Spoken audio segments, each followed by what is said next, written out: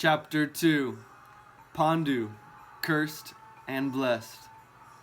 Pandu enjoyed his times with his wives for a while in the palace full of groves and gardens, but soon his mind turned to duty.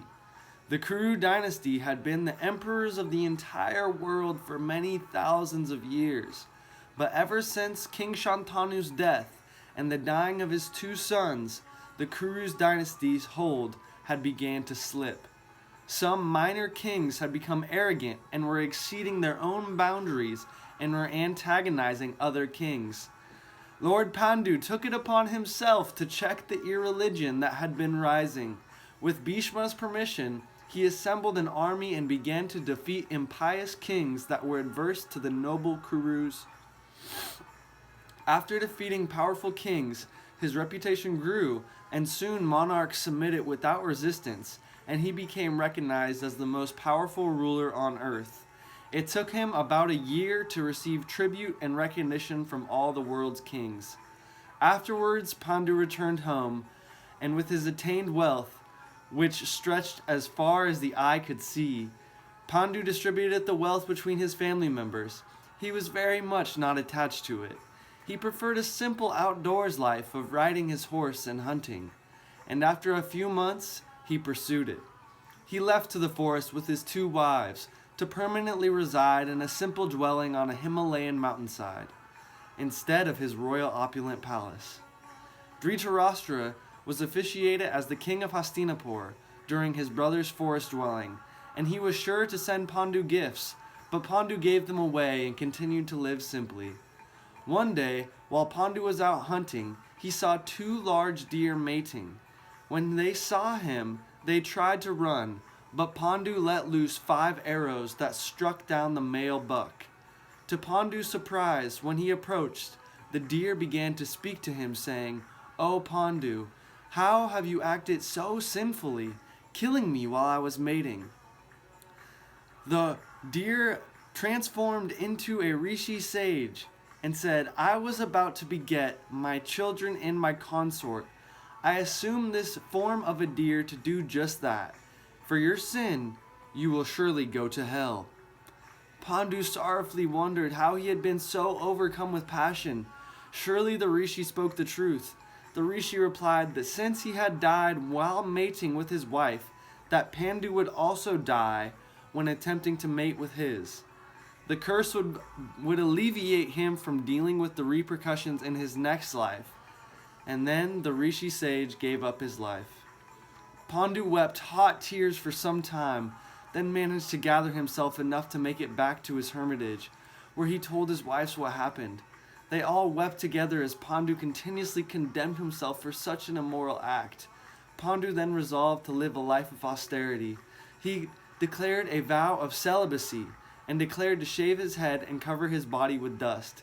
He vowed to consider sorrow and joy equally, to renounce anger, and devote himself to the well-being of all creatures, to not accept any gifts, nor any food from begging.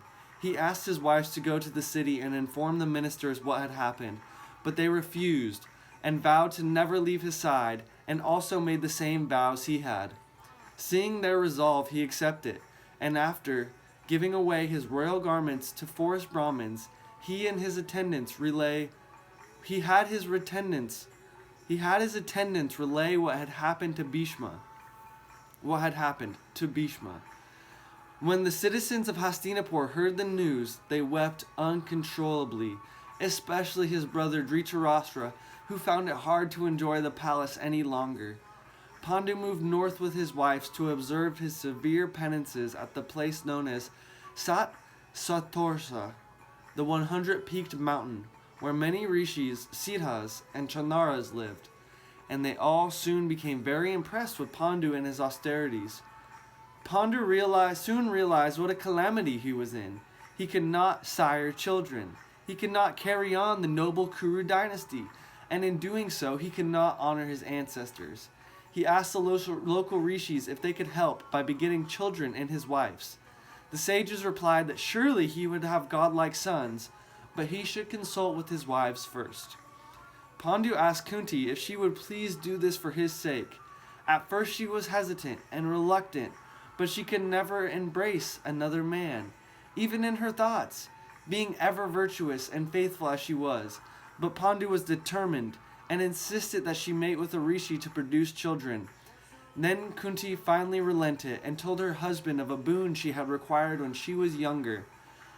After nicely serving the mystical sage Durvasa, she had been so nice to him that he granted her the ability to summon any demigod by simply chanting a mantra and thinking of the demigod.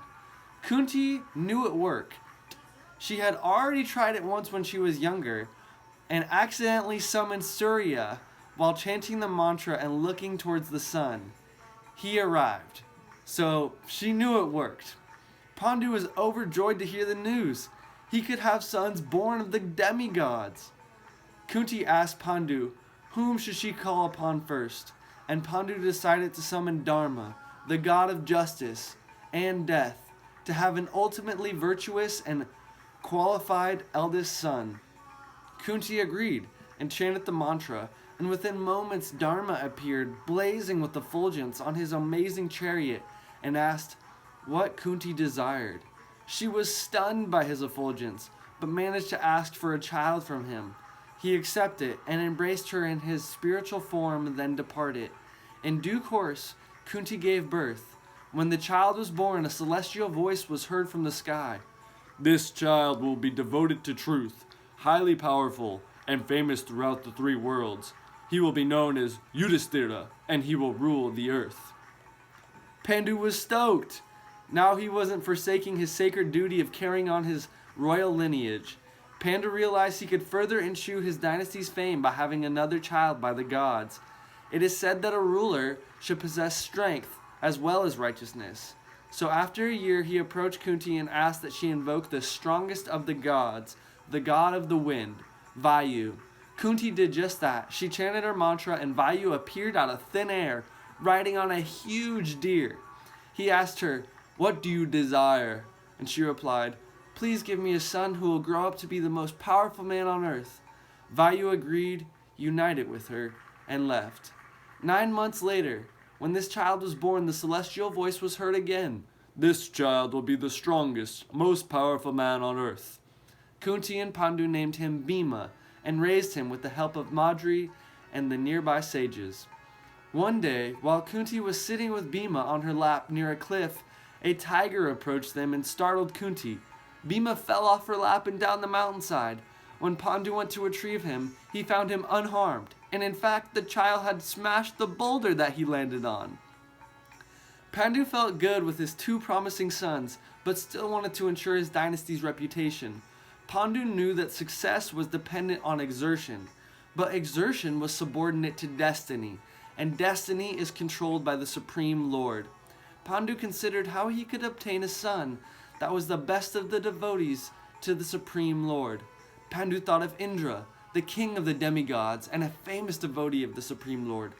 Pandu consulted with the rishis and came to the conclusion that he and his wife would perform a vow of standing on one leg from sunrise to sunset while fasting for a full year to please Lord Indra.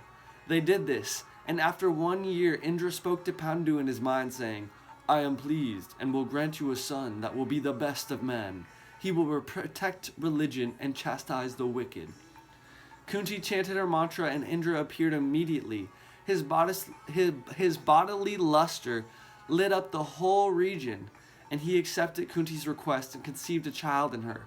When the child was born, the sky voice claimed, "This child will be equal in strength to Indra and Shiva himself. He will be known as Arjuna, and he is destined to subjugate many powerful kings and increase the prosperity of the Kuru dynasty. He will gratify Shiva, Indra, and Agni, and will have no equal in prowess in the 3 worlds." Pandu and the rishis rejoiced to hear the news, and watched in awe as the celestials came in their ethereal forms to bless the child.